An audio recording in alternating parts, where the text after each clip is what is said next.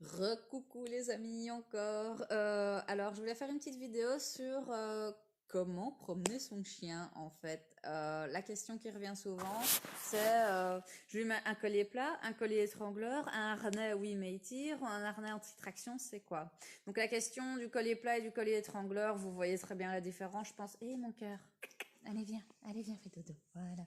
Je pense que vous voyez très bien la différence du collier plat, donc c'est un collier classique, quoi, plat, ou un collier étrangleur, souvent c'est des chaînes, des fois c'est en corde, et donc ça se resserre autour du cou du chien. Souvent préconisé quand le chien tire. Alors pourquoi il ne faut pas utiliser le collier étrangleur? Moi je suis vraiment contre. Le collier plat, pourquoi pas? Faut bien pouvoir mettre une médaille à un chien, mais je suis quand même pas pour le fait de mettre la laisse dessus. Parce que de un, la prise à la gorge pour le chien, c'est la mise à mort. Donc c'est pas top. Au niveau de l'adrénaline, ça fait monter le taux d'adrénaline du chien et donc ça le fait monter en excitation. Deuxièmement, au niveau physiologique, c'est hyper mauvais. Le collier plat, ça peut encore aller, mais le collier étrangleur, ça resserre autour du cou. Et je sais pas si vous avez déjà essayé, mais c'est pas top. Alors, imaginez avec plein d'à-coups, même moi j'y arrive pas. Donc c'est hyper mauvais sur le plan médical, sans parler du plan du côté des cervicales, tous les à-coups qu'on a sur les cervicales. Il y a plein de chiens qui ont des problèmes de dos plus tard à cause de ça. Donc c'est hyper mauvais sur tous les plans en fait. Le collier, moi je dis tout le temps ça, c'est un truc d'humain. C'est un truc d'humain parce que c'était le plus simple pour attacher le chien et le forcer à faire les choses. Dans la mesure où moi je suis dans une éducation où j'aime ne pas forcer l'animal mais le pousser à faire les choses lui-même par la réflexion. Le collier n'a pas vraiment sa place. Je mets un collier à Inuki juste pour qu'il y ait une médaille, mais il est trop large de ça, quoi. Le truc, il pend. Et encore, maintenant, il a même plus un collier, il a un petit foulard parce que je trouvais ça trop mignon avec les petites étoiles. Et il a sa médaille dessus et c'est tout. Mais jamais je vais le prendre par ce foulard. Ce foulard est juste là en décoratif pour mettre la médaille au cas où. Et quoi? Tu me donnes des câlins. Euh, du coup, reste la question du harnais, parce que souvent j'ai des gens qui arrivent au cabinet, je leur dis oui, moi je suis pour le harnais, et ils me disent oui, mais j'ai essayé, il tire. C'est vrai, et c'est vrai. Parce qu'il y a deux sortes de harnais. Il y a le harnais classique, qu'est-ce qu'il y a? Il y a le harnais classique avec la tache sur le dos. On va prendre l'exemple du Julius K, par exemple, la tache est sur le dos. Alors ça, c'est un harnais de traction. C'est les harnais pour husky, entre guillemets, j'exagère, et c'est formé autrement, les harnais de traction pour les huskies. Mais l'idée, c'est qu'avec ces harnais-là, le chien, il a une barre ici qui fait qu'il a toute la force de son poitrail pour tracter, comme nous si on faisait des pompes en fait. Il a vraiment toute sa force. Et donc, il peut vraiment me tracter. Hein. Moi, je suis je suis pas bien lourde. Si j'ai un chien de 50 kilos au bout de la laisse ou même un chien de 30 kilos au bout de la laisse avec un harnais comme ça, même moi, je décolle. Par contre, il y a ce qu'on appelle les harnais anti-traction. Il y a plein de marques. Une des premières, ça a été Animalin. Moi, je travaille aujourd'hui avec le True Love. Alors, il est plein de boue parce qu'on revient de dehors. Mais vous voyez, en fait, ça, c'est le harnais complet. Je vais le mettre sur moi, comme ça, on voit. C'est le plus simple, en fait. Ah, ça passe pas ma tête. Bon.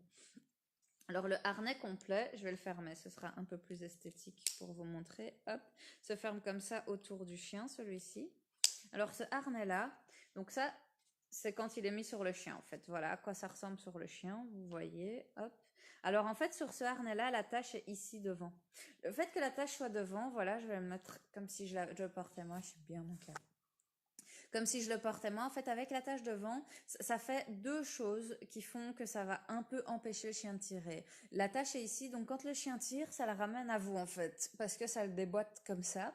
Deuxièmement, ça casse son épaule, donc à chaque fois, il doit ramener son épaule, il doit ramener son épaule, et donc ça casse un peu sa force. Alors concrètement, est-ce que ça va l'empêcher de tirer? Non, ils peuvent se mettre en crabe et continuer à tirer. Ils vont tirer un peu moins fort. Il faut rajouter un exercice là-dessus, qui est un exercice, encore une fois, je vous l'ai expliqué tantôt, de réflexion pour l'animal. Simplement, à chaque fois que le chien tire, je vais m'arrêter. Le chien va devoir réfléchir, parce qu'on va s'arrêter, on va rien dire, pas un mot, rien, je lui dis rien. Et donc, il va d'abord essayer de faire le tour du périmètre, il va sans doute pleurer, il va japper, il va pas comprendre, il va s'énerver, il va peut-être me sauter dessus, je réagis pas, je réagis à rien du tout. Je réagis juste au fait qu'en fait, sur cet anneau, vous voyez, il va donc y avoir, je vais replier pour que ce soit plus propre. Ouais, sur cet anneau, il va y avoir une traction quand il tire, une traction comme ça. Donc il le portait, il va y avoir une traction comme ça.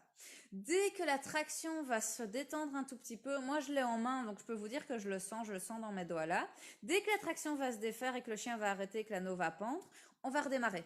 En fait, concrètement, je me sers de ça pour dialoguer avec le chien. Je vais lui dire, quand ici tu as une traction, il n'y a plus rien qui se passe, on s'ennuie tous comme des rats morts. Dès qu'il n'y a plus de traction dessus, on avance.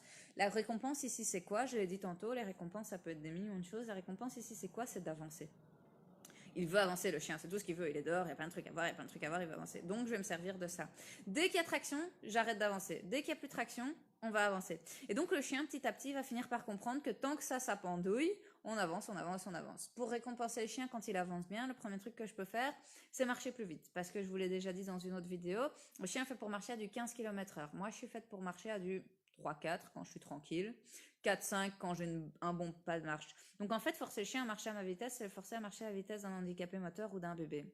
C'est juste effroyable, marcher 1 heure tous les jours, super lentement. C'est vraiment agréable pour personne.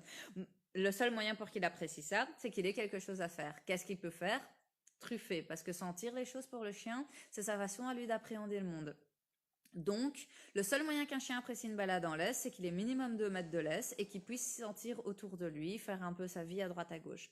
En faisant ça, il a de quoi s'occuper. Comparativement, moi, si tous les jours je dois marcher à la vitesse d'un bébé, je vais m'ennuyer, je vais m'énerver. Par contre, si c'est mon bébé, tout de suite, je vais m'ennuyer parce que je vais m'émerveiller de ces petits bafouillages, de oh, il a failli tomber, c'est trop mignon. J'ai quelque chose à faire, j'ai quelque chose à observer. Si c'est juste un bébé, c'est juste marcher super lentement, je vais juste m'énerver parce que je n'ai rien à faire. Donc ça, c'est la première chose à savoir. Mais pour pouvoir avoir un chien qui a 2 mètres de longe détendu, il faut faire cet exercice dont je vous parle. Alors concrètement, je vais pas vous le cacher, c'est le pire exercice de la galaxie. Je préfère encore un chien qui me fait des dents comme ça à 2 cm de mon visage que faire l'exercice de marche en laisse. Parce que c'est hyper long. Au début, on va s'arrêter tout le temps, attendre, on parle même pas. Alors ça se fait réellement en 3 étapes. Ici, je vous l'explique en condensé. Il faut faire 3 étapes de réflexion en fait avec le chien parce que sinon vous lui apprenez juste à s'arrêter, c'est pas l'objectif. Mais c'est trop compliqué à expliquer juste comme ça par vidéo en fait.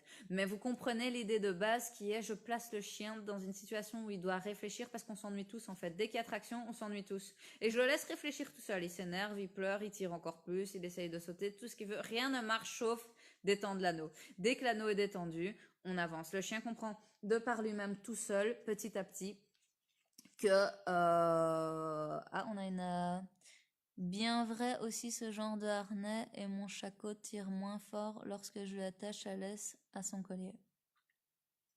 Bien vrai, j'ai aussi ce genre de harnais et mon shako tire moins fort quand je l'attache. Oui, mais est-ce que tu as fait l'exercice dont je suis en train de parler? Parce que le fait qu'il tire moins quand il est sur son collier, peut-être qu'il a l'habitude de ça, peut-être qu'il y a une douleur, ça dépend si tu as un collier étrangleur déjà, parce que le principe du collier étrangleur, c'est uniquement la douleur. Il a mal, donc il arrête. Il faut qu'il y ait plus de douleur que d'adrénaline, parce que je vous l'ai dit, la prise au cou, ça fait monter l'adrénaline. Alors, il tire moins fort, mais il tire toujours. Je t'assure que si tu as le harnais et que tu fais l'exercice complet avec les 3 étapes dont je viens de parler, mais qui sont un peu trop complexes à expliquer comme ça, je t'assure qu'il tirera plus. C'est un exercice qu'il faut faire sur 10 jours, 40 minutes tous les jours pendant 10 jours. C'est un exercice affreux, vraiment, je déteste. J'ai certains clients qui n'ont pas envie de le faire et donc ils préfèrent venir chez moi tous les jours pendant 10 jours et je le fais. Franchement, j'ai pas envie, je suis là, non, pas de chien là, j'aime pas. Vraiment, il est lent cet exercice puisque les premières fois, les 3-4 premiers jours, on fait peut-être 500 mètres en 40 minutes, quoi. Parce qu'on doit vraiment s'arrêter et ça demande beaucoup de concentration de notre part, mine de rien. Alors que c'est tout bête. Mais si l'exercice est vraiment fait et que tu as le harnais anti-traction devant, vraiment ça marche. Mais si tu fais pas l'exercice, bien sûr, non, je l'ai dit au tout début, il va juste se mettre en crabe et il va avancer. Après, j'allais y venir, il faut un bon harnais anti-traction. Moi, je recommande vraiment le True Love parce qu'il est sympa, parce que vous voyez, il a une bonne forme qui prend bien autour des...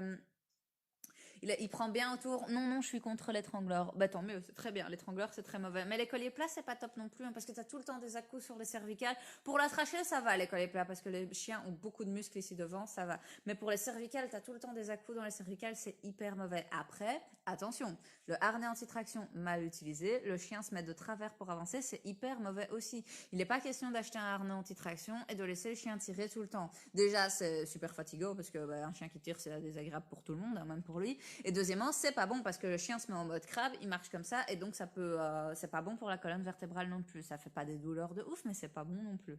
Donc l'idée, c'est absolument pas, il n'y a pas de solution miracle. Il y a toujours de l'éducation et du travail comme un enfant. Si on veut que notre enfant traverse sur les passages sculptés, faut lui expliquer, faut lui dire, faut t'arrêter, faut regarder à droite, faut regarder à gauche, faut traverser que quand le feu est vert. Exactement la même chose qu'on va faire avec le chien. Faut lui apprendre les règles et pourquoi est-ce qu'il n'a pas le droit de marcher à la vitesse normale, parce que normalement il marche à du 15 km/h, allez, du 10-15 en moyenne, ça dépend de la race de chien, c'est sûr le Yorkshire il fait pas du 15 km/h, mais pourquoi est-ce qu'il n'a pas le droit d'un coup parce que l'humain a décidé? Faut lui expliquer pourquoi et comment et quel intérêt il pourrait avoir à nous écouter. C'est pour ça que le harnais est super utile. Après, c'est déjà arrivé C'est déjà arrivé que j'ai des clients qui disent bah, t'achètes le harnais sur Amazon, tu me recontactes dans une semaine, on prend rendez-vous dès que tu l'as.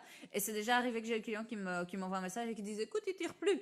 Bah tant mieux, moi je suis un peu là, bon je parle de mon client, mais tant mieux, c'est bien, mais c'est très rare, hein. Franchement c'est vraiment très rare, faut vraiment faire l'exercice, c'est important. Pendant 10 jours, comme je le disais, et c'est long. Alors, c'est vraiment long. C'est vraiment long. Mais ça marche. Alors que quand on tire sur le collet, c'est à vie qu'on va tirer sur le collet.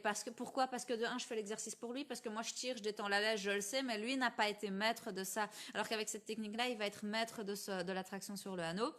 Sur l'anneau. Et de deux, on est dans le conflit. Il tire, je tire, il tire, je tire, il tire. On peut jouer à ça toute notre vie, hein. Et on joue à ça toute notre vie en général. J'en ai même ici dans mon quartier, j'en ai un qui passe vraiment avec tout son amour promener son chien tous les jours. Et tous les jours, je vois, il tire. Mais vraiment, toutes les 3 secondes. C'est comme ça, quoi. Il est comme ça, tout le temps, tout le temps, tout le temps, tout le temps. C'est hyper mauvais pour le chien et c'est hyper mauvais pour lui aussi, hein. Ses poignets et ses coudes. Parce que c'est un gros chien, franchement, c'est pas bon, quoi. Désolée, je viens d'arriver. Où est-ce qu'on trouve ce genre de harnais? Sur Amazon? Ou alors sur, une cliente m'a dit il y a pas longtemps, Direct Vet. Direct Vet, ils sont un peu moins chers. Alors attention parce que je viens de le dire. Ah non, j'ai pas fini cette explication-là. Je me perds aujourd'hui, je vous jure, je suis épuisée.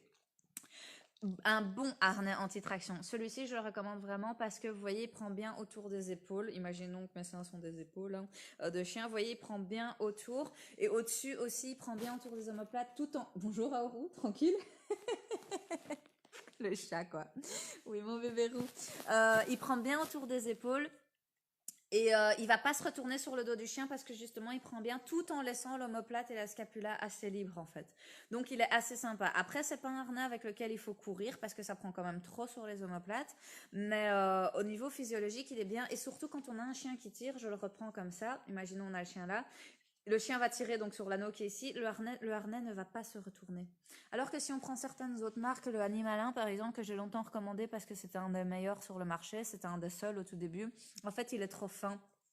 Ici, ça va être juste une toute petite bande, toute fine qui va passer, juste une seule. Et donc, ça se retourne sur le chien et donc l'effet anti-traction fonctionne pas super bien. En plus, ça irrite en dessous des aisselles parce que c'est trop fin et que si le chien tire quand même un tout petit peu sur le long terme, c'est hyper mauvais, ça irrite vraiment les aisselles. Alors, Inuki est un animalin, vous allez me dire, parce que vous pouvez le voir sur plein de photos, mais c'est parce qu'il en a pas besoin. Je lui mets un harnais histoire de, pour dire qu'on sait jamais qu'à un moment j'ai besoin de le tenir 30 secondes ou quoi. Mais je préfère parce qu'il est plus léger du coup. Et il y a une petite poignée au cas où j'ai quelque chose à faire. Mais oui, tu le trouves sur Amazon à 25, entre 25 et 35 euros. Sur Direct Vet, peut-être un peu moins cher. Attention, du coup, de bien prendre celui qui fait ce triangle comme ça, tu vois, cette espèce de vase. Hein, allez, un sablier, on va dire sablier. Pas prendre avec, parce qu'il y a des contrefaçons. C'est une toute petite languette. Il y a aussi pas des contrefaçons, mais des espèces de copies, ou alors c'est peut-être eux les originaux, je ne sais pas, mais qui sont beaucoup plus chers. Donc c'est pour ça que je recommande vraiment la marque True Love, comme tu l'entends, vrai amour. Donc voilà, je ne sais pas si vous avez encore des questions, n'hésitez pas à les poser même après, hein, je peux répondre par écrit ou dans une autre vidéo. Je voulais faire une petite vidéo là-dessus parce que je trouve que c'est une question super importante et ça me fend vraiment le cœur quand je vois tous ces chiens en étrangleur ou même en collier plat parce que au final, le harnais, une fois bien utilisé, c'est vraiment top. Et même mal utilisé, au pire, vous mettez la tâche au-dessus. Là, c'est zéro souci pour la santé du chien, entre guillemets. Le collier, c'est vraiment hyper mauvais. Vous imaginez avoir un truc qui tire comme ça tout le temps, c'est hyper stressant et c'est hyper mauvais. Donc, sur le plan comportemental, comme sur le plan physiologique, c'est pas top. Donc voilà, je vous souhaite une bonne soirée. À bientôt, les amis.